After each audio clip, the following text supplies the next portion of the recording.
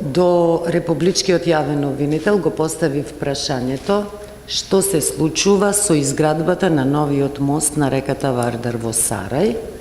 При тоа упатив дека во завршната сметка, званичен собраниски документ, на таа и таа страна е наведено дека толку и толку пари се потрошени и во финална фаза е новиот мост на Вардар во Сарај.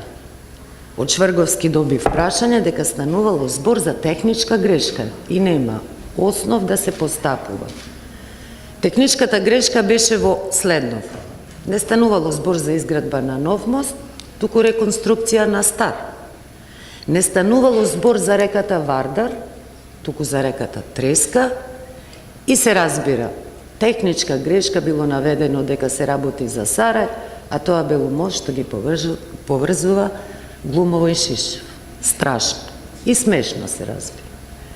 Дополнително истиот Шврговски на моje прашање, кога на почетокот на оваа година, чинам априлската сесија беше, му дадов соодветна документација што ја поседував, дека некој под меѓународен јавно објавен тендер за увоз на струја, тоа беа на овие тешки зимски месеци на почетокот на 2012, кога се соочувавме со реален недостиг на електрична енергија, дека имам сознанија дека струјата, иако сите медиуми јавена дека е увезена струја и покрај недостигот во регионот, мислам, дека станува збор за домашно произведена струја, се разбира, со просечна производна вредност од помалку од 70 евра, дека некој, односно Елем, ја набавил преку 4 трговци со електрична енергија по цена од 160 евра.